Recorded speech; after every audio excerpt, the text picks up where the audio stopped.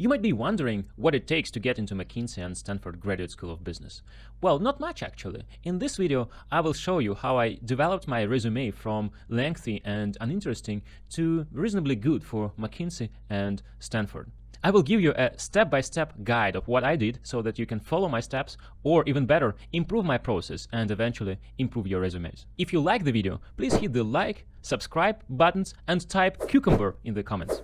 By the way, some sensible comments and questions are also welcome. I'm Viktor Ogulenko and you are watching FLAS. Let's get started.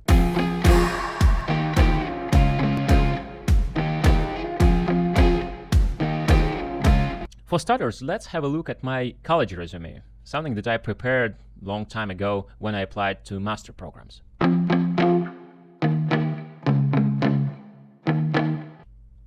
So here it is. Woo, woo, woo, woo. And you see that it is very long. We've got education here, some research papers, lots of them actually, conferences and courses I attended, work experience, awards. Well, I got a lot of awards, so why not try them in my resume? And relevant skills. Well, what is the problem with this resume? Well, actually, there are several problems. Number one is it's just too long. No one's gonna ever read your or my resume that's 3 pages long if you're applying to a master's program, to management consulting, or even to an MBA program. That would be just a waste of time for the recruiter, and they know that already. They're gonna spend maybe 30 seconds on your resume, and if they see a long one, they understand that you are not prepared, and they should rather skip you. So it's too long, problem number one. Problem number two, it doesn't look good. The design is really so-so. You can see all these borders here, then another block which has no borders, then more borders here, again borders which are so ugly, well, distinctions of words, and then again borders here. Well, I think if a professional designer was to watch my videos, they would probably go crazy thinking, how could this guy have no feel for beautiful things? Well, I actually do have a feel for beautiful things, frankly speaking, but I did not demonstrate it in my resume. So that's the second drawback of my resume here. And the third drawback is that the resume is really lacking some strong brand names. There is my college, which is reasonably famous in Russia, but that's it. And I even did not highlight it, actually. And there's nothing else on this resume. And if you're applying to companies or universities which are strong brands by themselves, oftentimes you need to show brands on your resume as well, just in order to get in. So my brands here were really missing. And that's the third drawback of this resume. Anyways, I managed to get into the master's program at Bocconi, even though I got rejected at Oxford, and I spent 2 years at Bocconi. So the second level will be my resume after Bocconi and before McKinsey. Let's have a look. All right, so this is my resume for McKinsey that I wrote while I was in Bocconi. Obviously, it's better. It's just 1 page. It has some brand names like Bocconi itself, then University of Minnesota, where I attended classes for 1 year as an exchange student. My college, some work experience. Actually, there is Citibank here, which is also a reasonable brand name, but well, that's it. So the education is okay for consulting, but the work experience is really small. So if I were to apply with this resume to a business school, I would obviously fail because of the lack of experience. Anyways, this resume was already quite okay, and it got me into McKinsey. So the next step would be to look at my McKinsey resume before I started applying to Stanford. Let's have a look. This is my resume for Stanford, its first version. That's something that I wrote up before trying to apply. So you see that it's actually better than what it used to be when I applied to McKinsey. We have this experience, McKinsey. I have some other experience, not bad. I have lots of education. I have some personal interests. Well, seems like this resume is now quite good, right? There are some brand names, there is McKinsey, there is some international education, so seems like I can apply to Stanford now. Is it true?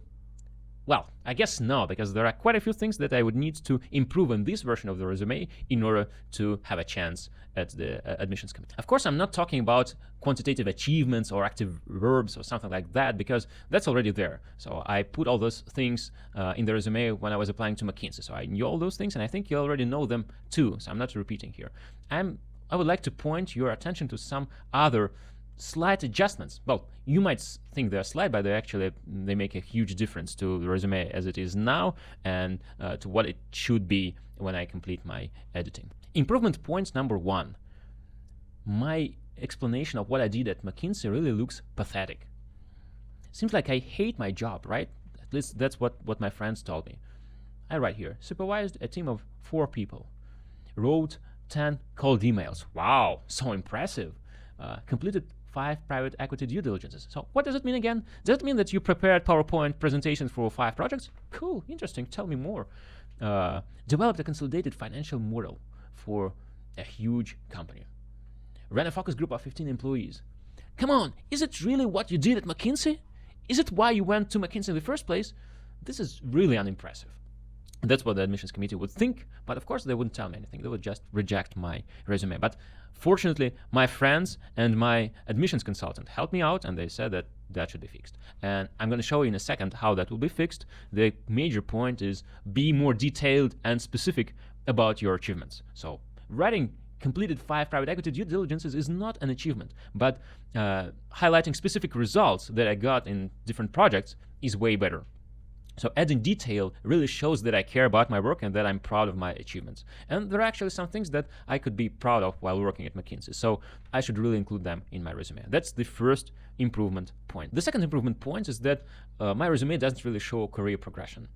You see, it says senior business analyst for the duration of my stay at McKinsey.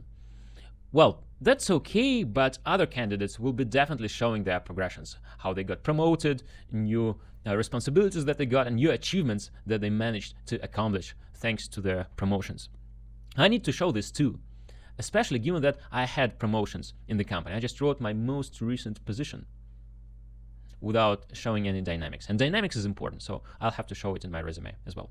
That's point number 2. Point number 3, my resume really talks too much about education. About a third or maybe 40% of my resume is dedicated to education. That would be fine if I applied to McKinsey after college, or if I were to apply to a job after MBA. Because after education, it's normal to show your experience and to show your achievements in terms of education. But I had 3 years of experience at McKinsey, and talking that much about education suggests that I have nothing to say about my experience, which is a bad thing and which is not true. So obviously I need to cut on my education, maybe get rid of some detailed explanations like curriculum or some extracurricular activities, and really put things that matter in terms of education. Well, that's the rule of thumb for resume actually. You write only things that matter, that can impress or somehow tell your story to the reader of your resume. Well, these small bullets probably tell something, but they do not really impress, and they are not really huge and important puzzles of my story. So I should get rid of most of them. Point number 4, there's lots of old stuff on my resume.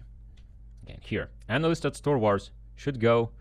Freelance Italian-Russian interpreter, not sure. Summer analyst at Citibank, not sure, too old. Soccer clubs, also old stuff. Should go. Again, seems like I'm not focusing on the right things, but trying to put all the stuff that I had when I applied to McKinsey and use it again for my Stanford application. Not a good idea. It's very difficult to get rid of something that you spend so much effort trying to write, but for resumes, that's the best thing to do. Get rid of stuff and write new things. So that's my point number 4. Improvement point number 5 is that my resume doesn't really have a second profile. What is a second profile? A second profile is something additional to your career, some other activity, something like extracurricular activity that shows your personality and shows your development and your interests outside of work. There are lots of consultants applying to Stanford. How do I differentiate? I differentiate by being not just a consultant, but someone else. And indeed, I was someone else. I was an educator and a small-time entrepreneur. I ran this small company with my friends, something similar to FLAS, where I helped students prepare for case interviews, prepare for master's admissions, stuff like that. That was really important to me. I liked my extra work a lot, but it was not shown on my resume. So I definitely need to put it in because it mattered for me and because it mattered for the admissions committee as my second profile. Last but not least, IT skills. My friends who graduated from Stanford told me that Stanford is all about entrepreneurship and tech. So it is very important to show your relationship with tech and your experience in IT programming, stuff like that. My current resume doesn't show anything related to that, but I have some important experience in my life which nearly made me a programmer. But at the end of the day, I decided to become an economist. And that was participating in programming championships, ACM programming championships. That was a long time ago, before I applied to my college, to my bachelor's college, but still it deserves space on the resume because it shows extensive involvement in programming. So that's another thing I would like to add to my resume at this point. So these are the improvements I will make in the next iteration of my resume editing. And let's have a look at it. This looks much better now. You see, there is lots of stuff about Mckinsey. There is career progression. The description of my projects is now more interesting. And if you read carefully, which you can do if you download my resume, I'll share the links in the description, you'll think that, well, maybe this guy is pretty impressive. He did some cool stuff. I wish I could write things like that on my resume as well. Well, and the thing is, I guess you could if you dig well enough into your experience and think about what you did at work. Most consultants would be able to write things like the ones I wrote on my resume or even better. And I guess people from other backgrounds would be able to write even more interesting and impressive stories of their work experiences. Just think long enough and dig deep enough to uncover cool stuff. Also, what I have here is my second profile, the entrepreneurial thing, my education startup Trace. I have this competitive programming thing here, showing my involvement with technology. I reduced the size of the education box because, as I said, it doesn't matter that much anymore. I got rid of Minnesota, I think, completely because I did not get a degree at Minnesota. I was just an exchange student, so I shouldn't make things up. That's what my friends told me. And then I put soccer and all my interests into the additional box. So far, so good. The resume is looking quite interesting now. So it seems like now it has a chance of success at the admissions committee. But still, there are a few things that we could improve to make it even better. What are these things? Improvement number one would be putting my jobs into chronological order. So Trace should go first because it's the most recent thing, then Mckinsey, and then everything else. Just because it's easier to read and it tells your story better, from present to past. Improvement number two, get rid of excessive numbers. For example, I prepared 15 successful hires for positions in different companies. Well, that's interesting, but that's already too much. I have lots and lots of numbers in my resume, and I need to focus. I need to focus on some numbers that are more important, like those that are present in my McKinsey experience, and other numbers are less important because my experience at Trace is more qualitative than quantitative, because saying that I helped 15 people prepare for jobs is not that impressive. But saying that I helped people to prepare for jobs shows that I care about people. While if I want to impress the reader with the numbers, there are lots of numbers in the rest of my resume. The third improvement point is collecting all my volunteering work and putting it into the additional box. This way it would be easier for the admissions committee to notice my volunteering activities, and as my friends from Stanford told me, that might be important. Improvement point number 4 is taking my tech experience and putting this into the additional box, just like volunteering activities, simply to save space. Improvement number 5 is adding GPAs to all my educational experiences. GPA shows how smart you were or how successful you were in your educational career. And since my GPAs were actually quite high, that would only make sense for me to include them and kind of to show off that I was a good student and that I would be a good student at Stanford as well. Improvement point number 6 is changing some wording. Here I have published an economics paper challenging findings of 2 professors. Well, it's better to get rid of the word challenging because it looks a bit too aggressive. While Stanford is all about emotional intelligence and friendliness and working with each other to help each other. So I should really focus on my helpful and friendly side rather than on my aggressive and challenging side. So this sentence should go and be replaced by something better. And last but not least, the rankings. I have a good ranking here, ranked number 1 out of 900 students. So that should go to the first place, because not everyone at the admissions committee knows what a red diploma is. That's first class honors if you don't know, but we'll get rid of it anyways. So let's keep ranked 1 as the most important. So these are the changes that I would like to make in the next iteration of my resume, and let's see what happened to my resume after them. And this is the resume that I sent to Stanford and that got me admitted to the Stanford Graduate School of Business. As you see, the changes are quite slight from an outsider's perspective, but they are very important for the admissions committee. If I hadn't made those changes, I wouldn't have been accepted to Stanford. I really hope that my detailed explanation of the resume improvements from zero, from college to Mckinsey to Stanford, will help you figure out how you can improve your resumes and successfully apply to McKinsey, Stanford, or wherever universities and companies you're interested in. I hope that I covered all the possible questions, but, well, I might be wrong here. So if you have any questions, if there is still anything you would like to ask me, please head to the comments and type your questions. I'll be super happy to reply and to chat with you and share any experience that I haven't shared yet. And if you like this video, please hit the like and subscribe buttons and say something in the comments. That will help me produce more videos and hopefully create some cool stuff for you. That's all for now. Thanks for watching, and until next time. Cheers, guys!